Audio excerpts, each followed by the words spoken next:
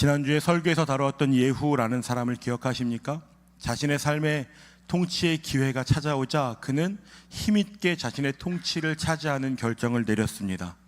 하지만 자신을 향한 하나님의 기대하는 지점을 향해서는 나아가는 것을 주저했는지 마음도 먹지 않았는지 그는 그곳은 가려고 하지 않는 것을 우리가 보았습니다.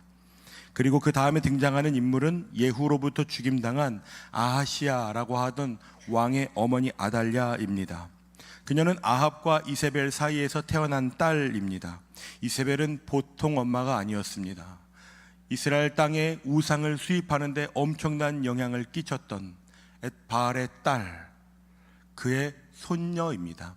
그러니까 어마어마한 출신 성분을 가지고 있는 이 아달랴라고 하는 인물이 대단합니다. 죽임당한 아들의 뒤를 이어 엄마가 왕이 된다는 건 치맛바람이 보통이 아니었다는 걸 의미하겠죠. 그리고 나서 그가 하는 것이 무엇이냐면 모든 왕의 자손들을 다 멸절하는 시도를 합니다. 자신으로부터 출발한 것이 아닌 다른 왕이 될 만한 후보들을 다 죽이려는 결정을 하는 것입니다. 당시에 이런 시도는 어떤 왕이 통치의 기회를 얻으면 그 통치 기반을 다지는데 마땅하게 여겨지던 것들이었습니다. 주변 나라들이 대부분 그렇게 하는 것이 대다수였기 때문입니다. 그런데 하나님과의 언약과 하나님이 어떤 분이신지 하나님의 성품을 아는 이스라엘 백성들 안에서 이런 일이 일어난다는 것은 정말 끔찍한 일입니다. 아달랴가 어느 정도 전략적이고 능숙하게 무언가를 원해서 했다기보다는 내가 여왕이 돼서 통치하는데 문제가 없도록 해야지 라고 하는 목적으로 그랬는지는 몰라도 그녀는 지금 다윗의 자손 메시아가 오시려고 하는 그 후손의 대를 끊어버리려고 하는 엄청난 시도를 하고 있습니다. 이 여인이 그 시도를 성공했다면 예수 그리스도가 이 땅에 오시는 것은 일어나지 못했을 겁니다. 그러니까 모든 사람들이 다 그건 마땅하다고, 그건 당연히 할 만한 거야 라고 여겨도 하나님의 말씀에 근거해서 옳지 않은 것이 있다면 여러분 거들떠보시지도 말아야 합니다. 주변의 사람들이 다 그렇게 하는 거지 뭐 라고 말한다고 해서 여러분 그것이 진리가 아닙니다.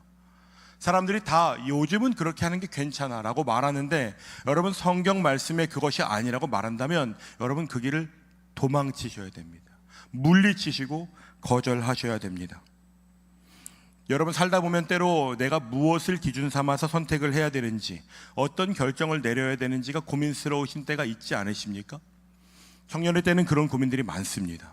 내가 어떤 선택을 해야 할까 하는 고민 가운데 나는 하나님의 영광을 위해 사는 사람, 나는 하나님으로부터 구원을 받은 사람, 하나님의 말씀이 이 땅에 이루어지는 것을 위해 보내심을 받은 사람이라고 하는 정체성 안에서 선택하는 연습을 하셔야만 합니다. 어느 날 나이가 먹어서 내가 30이 넘고 40이 넘고 어른이 돼서 이제는 가족도 생기고 자녀도 생겼다고 해서 그런 일이 갑자기 어느 날 불현듯 일어나는 것은 절대로 아닙니다. 예수 믿은 시간이 길어졌다고 해서 그런 일이 자연스럽게 일어날 것이라고 생각하면 그건 정말 큰 오해입니다. 그건 연습이 필요하고 주의를 기울여야 합니다. 동네 축구할 때는 룰을 어겨도 아무도 뭐라고 하지 않습니다. 저희 동네에는 무서운 형이 있었거든요. 건너편 골대에서 오지도 않았어요. 그리고 늘 이거만 하는 거예요. 공을 나에게 가져와. 그건 엄밀히 반칙입니다. 그런데 아무도 그 형한테 뭐라고 못했어요. 싸움을 잘했거든요. 국가대표 경기에서도 그게 먹힙니까? 그렇지 않은 것입니다. 그러니까 하나님의 사람으로 하나님께 구원을 입은 하나님의 대사와 같은 사람들로 오늘을 살아가는 여러분이 주의 깊게 살피셔야 됩니다. 하나님의 말씀이 내 삶을 통해 이루어지고 있는가, 오히려 그것이 희석되고 부정당하고 있는가. 수많은 사람들이 어떤 길을 간다고 해서 그 길이 다 진리의 길은 아닙니다. 오늘 본문에 보면 모든 사람들이 다 여호와 하나님의 반대편에 서서 살아가는 것 같은데 그 가운데 성경은 하나님의 편에 서서 살아가던 사람들의 이름들을 기록하고 있습니다. 그들은 완벽한 100점을 맞지는 못했지만 여호와 하나님 앞에서 살아가려고 하는 씨름과 도전을 했던 사람들입니다. 남유다는 북이스라엘과 달리 다윗으로부터 시작된 후손들의 왕조가 끊어지지 않고 이어지는 것을 볼 수 있습니다. 남유다를 통치했던 왕들의 이름들을 다 살피기에는 너무 어렵지만 조선시대 왕들도 모르는데 남유다의 왕들이 우리에게 머리에 기억이 안 나는 건 당연하죠. 하지만 그 사람들의 이름을 좀 살펴보는 것은 중요합니다. 여로보암이라는 북이스라엘의 왕과 평생토록 전쟁했던 르호보암이 있었습니다. 그는 솔로몬의 아들입니다. 왕이 될 만한 사람. 그런데 그의 삶에는 평생 전쟁이 있었습니다. 치열하게 싸웠습니다. 그리고 나서 그 다음에 그의 아들 아비암이 3년 동안 통치하는데 그는 아버지가 행했던 모든 죄를 다 행합니다. 본받을 만한 걸 본받아야 되는데 아버지가 그 길을 걸으니 자식들이 그 길을 걸어가는 것입니다. 성경은 그가 조상 다윗 같지 않은 삶을 살았다라고 기록합니다. 하지만 하나님이 얼마나 성실하신 분이신지 다윗을 기억해내세요. 다윗의 어느 부분이 닮았을지도 모르죠. 그런데 그 하나님의 은혜로 그의 아들 아사는 41년이나 통치합니다. 그를 이어서 여호사밧도 25년간이나 통치해요. 성경은 그래도 아사와 여호사밧은 선한 왕이라고 평가해 줍니다. 완벽하게 살지는 못했지만 우상을 폐하거나 남색을 추방하는 일, 나름대로 꽤 의미 있는 개혁을 시도했던 사람들, 하나님은 100점을 맞지 않아도 그들의 도전을 우습다고 여기시거나 너 그것밖에 못했어? 라고 여기시는 분 아니십니다. 그런데 그것이 하나님의 기대의 전부는 아니죠. 그 뒤에 여호람, 아하시야, 그리고 오늘 본문 전에 나왔던 아달랴 여왕이 모두 악한 왕이라고 평가받는 기록이 남아 있습니다. 심지어 여호람이라는 왕에게는 이런 기록이 있습니다. 열왕기하 8장 17절과 18절을 보시면 이렇게 기록하고 있습니다. 여호람이 왕이 될 때의 나이가 32세라 예루살렘에서 8년 동안 통치하니라. 그가 이스라엘의 왕들의 길을 가서 아합의 집과 같이 하였으니 이는 아합의 딸이 그의 아내가 되었음이라. 그가 여호와 보시기에 악을 행하였으나. 그러니까 지금 여호람이라고 하는 왕은 남유다의 왕인데 우리말로 하면 이런 겁니다. 우리나라 대통령이 이웃나라 다른 나라의 법으로 살아가는 겁니다. 그건 이상한 일입니다. 그렇게 하지 않아야 되는 것이죠. 남유다의 왕이 북이스라엘의 왕들이 걸어갔던 그 길을 걷는 건 그들이 결혼이라고 하는 정략적인 선택을 했기 때문입니다. 그만한 이유가 있었고 상식적이고 할 수 있는 일이지만 그 일로 인해서 남유다와 북이스라엘 모두 우상 숭배하는 그 구렁텅이에 빠져버리게 되었습니다. 아합이 걸었던 그 길, 하나님의 백성다운 어떤 모습도 볼 수 없는 악한 길, 우상을 숭배하는 일이 이스라엘 전역에 하나님의 영광과 하나님의 통치가, 하나님의 그 위엄이 드러나야 하는 곳에 우상 숭배하고 음란한 일들이 퍼져나가는 일들이 시작되었습니다. 지난주에 생명의 삶 묵상을 하신 분들은 그 뒤에 요아스라고 하는 왕의 통치를 기억하실 겁니다. 그는 무려 40년 동안이나 통치했습니다. 당시까지 40년 이상 통치했던 왕은 다윗, 솔로몬, 그리고 아사라고 하는 왕뿐이었습니다. 그는 무려 7살의 나이에 왕이 되었습니다. 7살짜리 어린아이가 뭘 알겠어요? 여러분 7살 때 시절이 기억나세요? 그때는 저의 리즈 시절이었습니다. 지금보다는 좀 더 괜찮았습니다.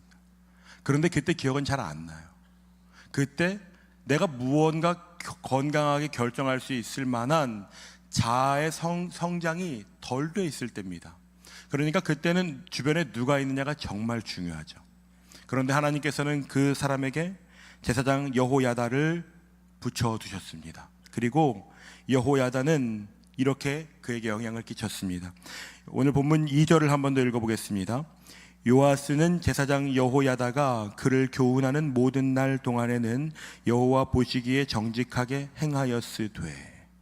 행하였다라고 하면 참 좋겠습니다. 그런데 행하였으되, 그것도 조건이 하나 더 달려있죠. 제사장 여호야다가 그를 교훈하는 모든 날 동안에는, 하나님은 그게 불안하셨던 것 같습니다. 그래서 무려 당시에는 정말 장수한 거였어요. 130년이나 여호야다가 살게 하십니다. 이 여호야다가 아마 보통 사람이 아니었던 것 같아요. 이 왕을 가르치고 훈련시키고 하나님의 마음으로부터 벗어나지 못하도록 그렇게 가르쳤던 것 같습니다. 그런데 그가 죽고 나자 요아스가 돌변합니다. 역대하 24장에 조금 더 구체적으로 나와 있는데 한번 보시겠습니까? 요아스와 유다 방백들은 아마 여호야다가 죽기를 기다렸던 것 같습니다. 왜 그러냐 하면 그가 죽은 직후에 기다렸다는 듯이 18절을 보시면 조상들의 하나님 여호와의 전을 버리고 아세라 목상과 우상을 섬겼으므로 이렇게 기록하고 있습니다. 기다렸다는 듯이. 그러니까 이들이 하나님을 섬기는 모양은 있었지만 그들의 마음속으로는 여호야다, 죽기만 해봐, 우리가 그거 다 섬길 거야, 그런 계획을 하고 있었던 것입니다. 부끄럽게도 여러분, 우리는 죄 지을 준비를 하고 삽니다. 공감이 되십니까? 그렇지 않다면 조금만 누군가 날 불편하게 하면 화가 그렇게 바로 반응할 수가 없어요. 건강한 일을 위해서는 여러분, 신앙적인 일을 위해서는 마음을 먹고 마음을 사고 할 수 있어, 해보자 해도 잘 시작되지 않는데, 누군가를 미워하는 마음이 들거나 원망하는 마음이 들거나 분노가 치밀거나 하는 일들은 우리 안에 마치 화살을 쏘려고 기다렸다가 쏘는 것처럼 즉시 반응한다고요. 그게 우리의 실력입니다. 하나님께서 그런 요아스를 아시고 선지자를 보내셔서 경고하십니다. 하나님께서 여호야다의 아들 스가랴를 보내세요. 그러니까 적어도 이 요아스 왕은 스가랴를 알았을 겁니다. 아버지가 130세에 돌아가셨으니까 아마 스가랴도 나이가 꽤 많았을 거예요. 그 왕이 어렸을 때부터 어떻게 성장했는지를 다 알았을 것이라고요.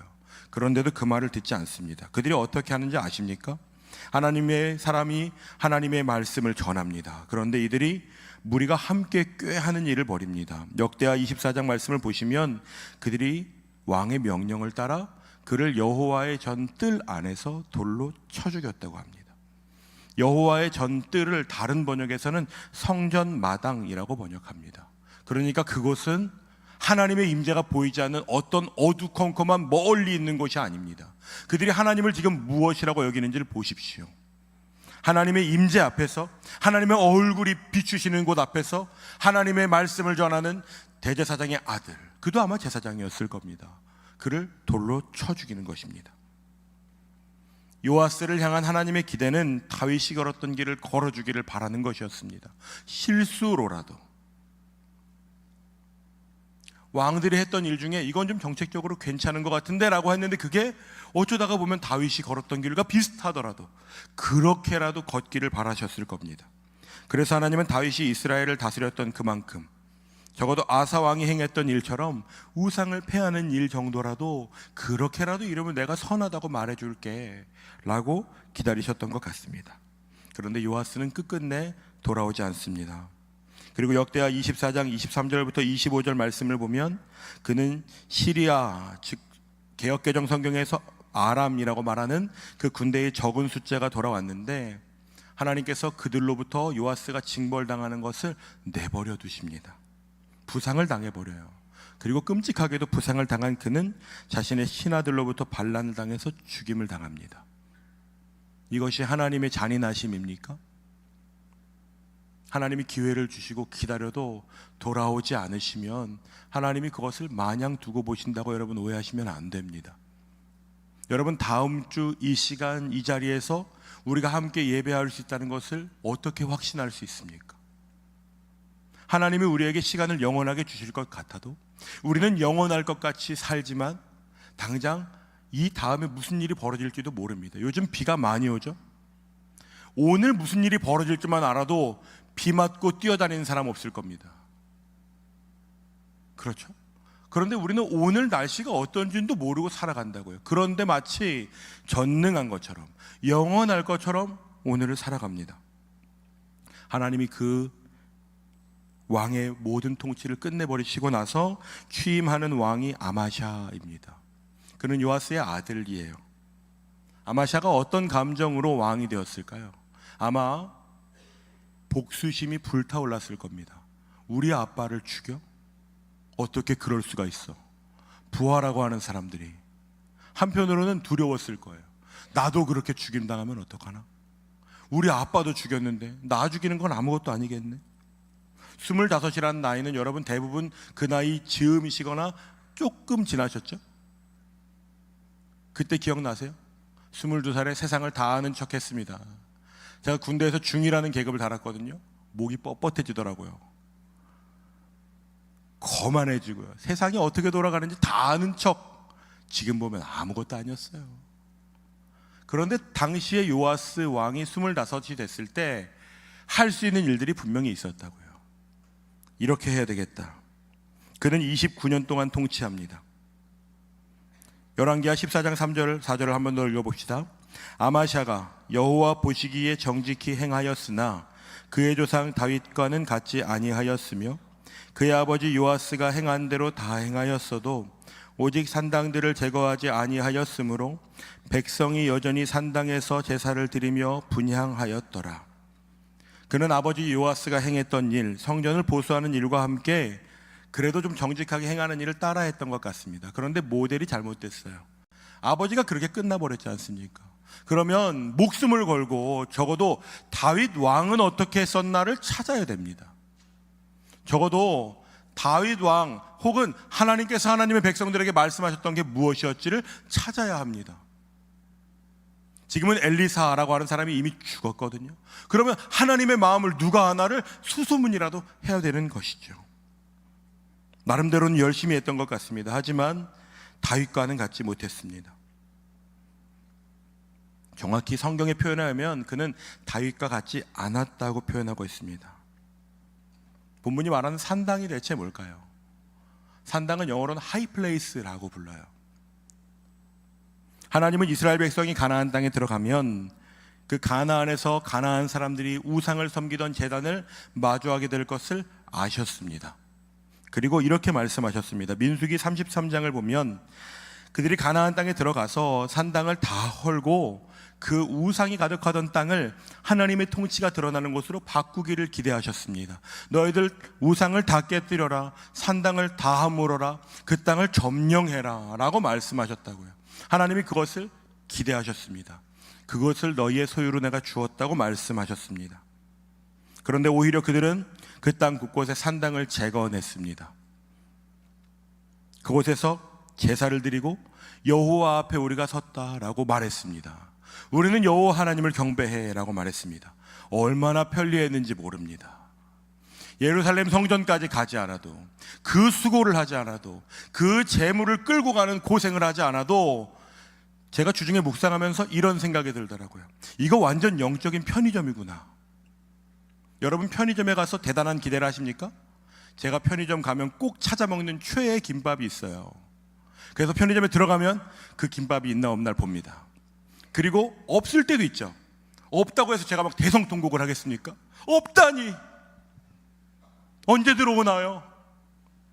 그 다음 편의점에 가서 찾고. 그런 수고를 하지 않는다고요. 왜요? 수고도 하지 않고 기대도 하지 않습니다. 그 편의점에 뭐가 없다고 해서 내 인생이 다 끝난 것처럼 슬퍼하지 않는다고요. 이 사람들에게는 얼마나 편리해요.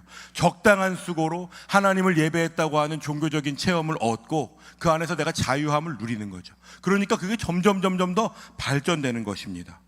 언제든 갈 수 있고 가깝고 수고하지 않아도 되는, 이런 산당을 가장 잘 활용한 인물이 한 사람이 있습니다. 여러분이 다 아시는 사람입니다. 부모님들 중에서 우리 자식이 이 사람처럼 되기를 바라는 분들 많이 계십니다. 누군지 감이 오세요? 그는 바로 솔로몬입니다. 열왕기상 3장 3절, 솔로몬이 여호와를 사랑하고 그의 아버지 다윗의 법도를 행하였으나 산당에서 제사하며 분향하더라. 11장 6절, 솔로몬이 여호와의 눈 앞에서 악을 행하여, 그러니까 눈 앞에서 악을 행하는 건 요아스가 창조해낸 것이 아닙니다. 솔로몬이 이 짓을 먼저 시작한 것이죠. 그의 아버지 다윗이 여호와를 온전히 따름같이 따르지 아니하고 모압의 가증한 그모스를 위하여 예루살렘 앞산에 산당을 지었고, 수많은 산 중에 어떻게 지어도 예루살렘 앞산에 지을 수 있습니까? 하나님께 제사를 드리러 가는 사람들이 그것을 다 보는데 저거 우리 솔로몬 왕이 세운 거야, 저건 괜찮은 거야. 하나님이 그걸 지켜보셔야 하는, 어떻게 왕이라고 하는 사람이 그런 짓을 할 수 있습니까? 암몬 자손의 가증한 몰록을 위하여 그와 같이 하였으며, 성경이 그렇게 평가하는 것입니다.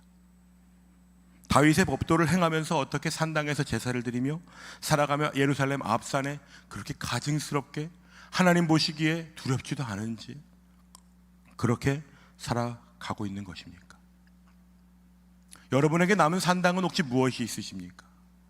당연한 거, 자연스러운 거, 조심스러운 이야기를 한번 드려볼까요? 여러분, 최근에 이런 일이 일어났습니다. IT 대란, 뉴스에서 보셨죠? 항공사가 마비되고 전광판이 다 에러코드가 뜨고 그런 일이 있었습니다.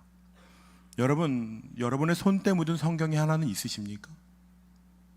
어느 날 갑자기 가피풀 성경이 안 된다면 여러분, 그러면 하나님의 말씀을 잃어버리시겠습니까? 교회 오는데 성경이 무겁죠. 오늘 나의 OOTD를 만드는데 좀 방해가 되죠. 여러분, 그런데 이 성경의 무게를 느끼십시오. 주일에 내가 뭘 입지? 보다 중요한 건 내가 하나님의 말씀을 어떻게 더 하나님의 예배를 하는 자리에 가지고 나아갈까 하는 것입니다. 내가 주일에도 성경을 펼치지 않는데 하나님의 말씀이 나의 삶을 주도하는 일이 가능하겠습니까? 가방이 무거워지겠죠. 큰 거 가져오라고 안 할 테니까. 성경을 가지고 안 오는 것이 뭐 그렇게 죄가 됩니까? 죄가 되는 것은 아닙니다. 그런데 그것이 어쩌면 우리에게 남아있는 아주 미려한 산당의 모습을 가진 것일지 모릅니다. 여러분, 기도하실 때 어떻게 기도하십니까? 하나님, 저에게 요즘 이런 기도 제목이 있습니다. 들어주십시오. 그거 나쁜 기도 아닙니다.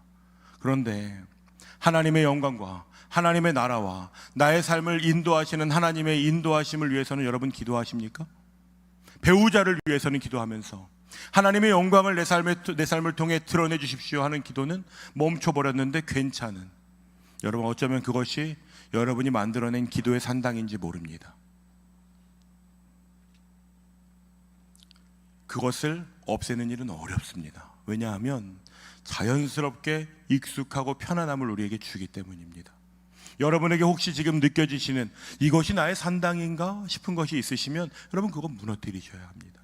조금 불편해져도, 조금 수고스러워도. 그래도 오늘 본문의 아마시아가 지난주에 예후와는 다른 점을 선택하는 것이 있습니다. 그것은 바로 복수하고 싶은 마음이 끌어올라도 그것을 부여잡는 것입니다. 오늘 읽은 본문의 5절부터 6절 말씀을 보면 이렇게 기록되어 있습니다. 나라가 그의 손에 굳게 섬에 그의 부왕을 죽인 신복들을 죽였으나 왕을 죽인 자의 자녀들은 죽이지 아니하였으니, 그 뒤에 왜 그가 그런 선택을 했는지 기록합니다. 이는 모세의 율법책에 기록된 대로 함이라. 신명기 24장 16절을 인용하고 있습니다. 여호와께서 명령하여 이르시기를 자녀로 말미암아 아버지를 죽이지 말 것이요 아버지로 말미암아 자녀를 죽이지 말 것이라. 우리 하나님 이런 분이십니다. 당시에 마땅히 복수하는 게 자연스러웠다고 말씀드렸죠. 그런데 하나님은 그것 하지 마라고 말씀하시는 겁니다. 부모가 죄를 지은 것 때문에 자녀가 고통받아야 하는 것, 하나님 그런 것 원하시는 분이 아니십니다. 아마시아가 지금 그것을 기억하는 것입니다. 신명기 말씀에 그것은 하지 말라고 했다. 누군가가 조언을 해줬을지도 모르죠. 그럼 하나님의 말씀이 멈춰라고 하면 멈춰서야 되는 것입니다. 내 감정이, 내가 할 수 있는 일, 마땅히 왕이 그거 해도 이미 다른 왕들도 다 했던 일인데 뭐 어때요? 그거 하면 나라가 완전해집니다. 이스라엘은 사람의 통치로 안전해지는 나라가 아닙니다. 하나님의 왕이 되셔서 하나님의 주권이 드러나야 안전해지는 것입니다. 혹시 여러분 가운데 가족 중에 나는 예수를 처음 믿은 분 계십니까? 여러분 위축되지 마십시오. 하나님이 그 사람에게 너의 부모는 예수 안 믿었으니까 그런 거 물으시는 분 절대로 아닙니다. 누군가가 믿음이 몇 대가 됐다고 자랑하면 여러분 그 안에서 나는 내가 시작이야 라고 자랑하십시오. 하나님께서 그 여러분의 믿음을 보고 여러분을 구원하시는 것입니다. 여러분의 부모님이 직분을 가졌든 목회자이든 선교사님이든 여러분의 신앙이 필요합니다. 나의 믿음은 무엇인지 여러분 점검하셔야 됩니다. 하나님이 지금 그것을 말씀하시는 것입니다. 하나님의 통치 아래 사는 사람은 하나님이 나아가라 하시면 나아가고, 너 거기서 멈춰서라 하면 멈춰서는 것을 연습하는 것입니다. 그러니까 말씀을 알아야 합니다. 하나님의 성품을 아셔야 합니다. 하나님이 어떤 분이신지를. 아마시아가 그것을 꽤 치열하게 도전했던 것 같은데, 안타까운 것은 아마시아라고 하는 사람의 삶이 그렇게 아름답게 끝나지는 않는다는 것입니다. 본문에 기록된 것처럼 아마시아가 전쟁을 치릅니다. 주변에 있던 나라 에돔과 전쟁을 합니다. 역대기에서는 이 장면을 조금 더 자세히 말하고 있는데 이렇게 말합니다. 아마시아가 에돔 사람들을 죽이고 돌아올 때에 세일 자손의 신들을 가져와서, 신 하나가 아니라 세일 자손의 신들을 가져와서 자기의 신으로 세우고 그것들 앞에 경배하며 분향한지라. 끔찍한 일이지 않습니까? 아마샤가 전쟁을 하면서 이긴 것은 하나님 때문입니다. 하나님이 이기게 하셨기 때문입니다. 그런데 그가 그 전쟁 이후에 돌아와서 세일 사람들이 섬기던 신들 한두 개가 아니었겠죠. 그것을 가져와서 자기의 신으로 세우는 겁니다. 여러분, 우리 모습 같지 않으십니까? 어쩔 때는 하나님 믿는 사람처럼 살아가면서 어쩔 때는 얼마나 세상 사람보다 더 세속적으로 살아가는지, 내가 조금 유익하면 이건 어쩔 수 없지, 그런 영역들 여러분들도 있으시죠? 하나님의 자리에 우상을 앉히고, 주일 설교 중에 여러분, 저도 따뜻하고 위로가 되고 힘이 되는 설교를 하고 싶은 마음이 없는 사람이 아닙니다. 저를 1대1로 만나보시면 제가 그렇게 삭막한 사람은 아닐 거예요. 그런데 이런 설교하면 홍 목사님 화가 났나 봐. 그렇지 않습니다, 여러분. 그런데 문제는 성경 말씀이 그렇게 우리에게 도전해도 그렇게 살아가지 않는 겁니다. 마음이 완고해져서 말을 듣지 않는 데 살아가는 거죠. 아마샤가 지금 그런 마음이 된 것 같습니다. 마음이 아주 완고해졌고 기고만장해진 것 같아요. 이스라엘 왕을 도발합니다. 본문에서는 계속해서 아마샤를 한 사람과 비교해요. 그 사람은 다윗입니다. 그는 다윗이 전쟁했던 것처럼 소금골짜기라고 불리는 데서 전쟁을 해서 이겼고, 북이스라엘과 대적하여 통일 왕국을 만드는 시도를 합니다. 그런데 본문은 그를 다윗과 같지 않았다라고 평가하고 있습니다. 결국 그는 북이스라엘로부터 대패를 하게 됩니다. 그가 어떤 일을 당하는지 아십니까? 오늘 본문 마지막에 13, 14절을 보면 이렇게 기록하고 있습니다. 교만했던 아마샤가 끔찍한 일을 당해버리고 말았습니다.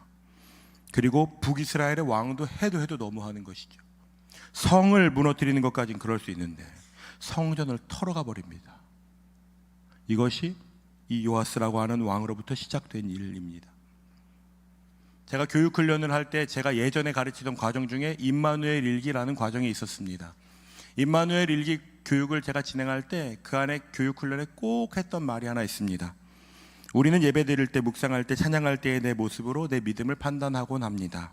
하지만 중요한 것은 내 믿음이 바닥을 칠 때, 내 믿음이 요동을 칠 때 나는 어떤 반응과 어떤 선택을 하는지입니다. 어떤 한순간 어떤 결정을 내릴 수 있습니다. 그런데 중요한 것은 그것이 일관되지 못하다는 겁니다. 어떨 때는 하나님을 경외하는 것처럼 살고, 어떨 때는 우리의 마음에 있는 그 산당, 벤질벤질해졌을 거예요. 얼마나 그 앞으로 왔다 갔다 거렸는지. 너무 익숙해서 눈을 감고도 갈 수 있을 만한 여러분의 마음에 있는 그 믿음의 산당들 있지 않으십니까?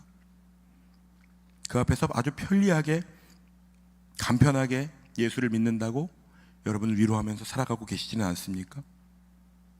하나님을 경외한다는 것은 상황이나 감정에 따라서 하는 것이 아닙니다. 하나님을 인식하며 살아가는 것입니다. 내가 지금 하나님의 얼굴 앞에 살아가고 있다. 하나님의 임재가 내 앞에 계시다. 하나님이 지금 내가 어떤 길을 걸으시는지를 보고 계신다. 그렇다면 어떤 결정을 해야 되는 것입니까? 하나님이 그토록 찾으시는 다윗의 삶을 여러분 기억하시지 않습니까? 다윗은 완벽한 사람이 아니었습니다. 제가 보는 다윗은 겁이 많고 두려워하고 소극적이고 내성적인 사람이었던 것 같습니다. 그런데 그런 사람이 범죄했습니다. 부하의 아내를 취해서 아들을 낳았습니다. 전쟁 중에 얼마나 수많은 피를 흘리는지 모릅니다. 그러니까 하나님이 내가 너에게는 성전 짓는 일을 허락할 수가 없어 라고 말씀하실 정도로 그렇게 치열한 삶을 살았습니다. 완벽하지 않습니다. 그런데 하나님은 다윗의 무엇을 바라보셨는지 여러분 아십니까? 그래서 더 하나님의 도우심을 구하며 살아가는 것입니다. 그래서 더 하나님의 말씀을 따라 살아가려고 몸부림치는 것입니다. 나는 연약하니까, 나는 잘 안 되니까, 나는 내 마음을 지키는 것조차 잘 할 수 없으니까 하나님의 도우심을 날마다 구하는 삶을 살았던 것입니다. 자신을 제가 드러났을 때 왕은 누구든지 죽여버릴 수 있습니다. 그런데 사무엘하 12장 13절을 보면 이렇게 기록하고 있습니다. 다윗이 나단에게 이르되 내가 여호와께 죄를 범하였노라 하매, 변명하거나 숨기려고 하거나 아닌 척하거나, 당시에 무슨 CCTV가 있었겠습니까? 그거 오해야 라고 말할 수도 있었을 텐데 내가 여호와께 범죄하였다. 시편 51편을 보십시오. 이렇게 기록되어 있습니다. 다윗이 밧세바와 동침한 후 선지자 나단이 그에게 왔을 때 그때 부른 노래입니다. 하나님이여 주의 인자를 따라 내게 은혜를 베푸시며 주의 많은 긍휼을 따라 내 죄악을 지워주소서. 나의 죄악을 맑게 씻으시며 나의 죄를 깨끗이 제하소서. 물은 나는 내 죄과를 아오니 내 죄가 항상 내 앞에 있나이다. 주의 얼굴을 내 죄에서 돌이키시고 내 모든 죄악을 지워주소서. 하나님이여 내 속에 정한 마음을 창조하시고 내 안에 정직한 영을 새롭게 하소서. 나를 주 앞에서 쫓아내지 마시며 주의 성령을 내게서 거두지 마소서. 주의 구원의 즐거움을 내게 회복시켜 주시고 자원하는 심령을 주사 나를 붙드소서. 왕이 자신의 연약함을 드러낸다는 것은 어쩌면 자신의 통치가 끝날지도 모르는 위험함을 안아야 하는 겁니다. 그런데 여러분, 하나님 앞에서 이것을 드러내지 않으면 세상이 그것을 드러낼 것입니다. 여러분, 지난번 설교 때 나아만 장군 이야기 들었던 거 기억나십니까? 갑옷을 언제까지 입고 하나님 앞에 서시겠습니까? 나는 그렇지 않은 것처럼, 나는 다 극복한 것처럼. 하나님이 오늘 원하시는 것은 하나님의 도우심을 구하며 여러분의 마음 깊숙이에 있는 연약함을 하나님께 다시 돌려드리는 겁니다. 죄를 고백하고 인정하는 것입니다. 하나님께서 하지 말라고 하시는 길에는 그 길 주변이라도 가지 않는 것입니다. 다윗이 더 빨리 왕이 될 수 있는 기회가 있었습니다. 2번이나. 결정적으로 사울을 죽일 수 있는 기회에 다윗은 그 선택을 하지 않습니다. 왜냐하면 하나님 앞에 서서 살아가는 삶, 그것을 그때는 기억했기 때문입니다. 다윗도 그것을 잊어버릴 때가 있는 것이죠. 그러니까 여러분에게도 희망이 있습니다.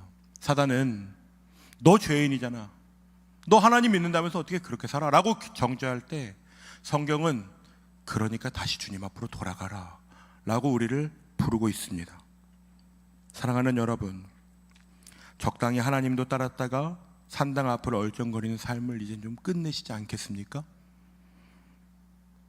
하나님을 따르는 믿음과 신앙을 장래를 위한, 미래를 위한 투자나 보험 정도로 여기지 마십시오. 어떤 카톨릭 운동가가 이런 글을 쓴 것을 봤습니다. 그리스도인들은 미지근하다. 그들은 현실을 적당히 살면서 내세에 대한 보장도 얻고 싶어 한다. 정말 제 얘기 같았어요. 예수를 믿는다는 것은 그런 게 아닙니다. 믿음으로 오늘을 어떻게 살아가야 하는지 그 기준과 그 선택을 하나님의 성품과 하나님의 말씀과 우리를 인도하신 인도하심에 두며 살아가는 것입니다. 넘지 말아야 할 곳에서는 얼쩡거리지도 않고 그 주변을 맴돌지 마시고 하나님을 경외하는 자리, 다윗이 자신의 연약함이 절감되었을 때 하나님의 임재 앞에 엎드려 내가 여호와께 범죄하였다고 고백하는 그 모습으로 여러분에게 맡겨진 삶을 좀 살아내시기를 주님의 이름으로 축원드리겠습니다. 우리 다윗이 고백했던 이 가사의 고백을 함께 좀 노래로 고백하고 싶습니다. 우리는 정결하지 않고 우리는 완벽하지 않은 것 나도 알고 하나님도 아십니다. 그러니까 우리가 구해야 하는 것은 우리에게 주님의 은혜를 부어주시는 것입니다. 하나님이 오늘도 나에게 하나님의 그 권능의 팔을 거두시지 않고 우리를 견인하시는 은혜를 구하는 것입니다. 이 찬양을 함께 좀 고백할 때 여러분 안에 정말 다윗과 같은 삶의 열매들이 맺히기를 소망합니다. 이것이 그냥 가사로 지나가지 않도록 여러분의 온 마음을 다해서 함께 고백하며 나아갑시다.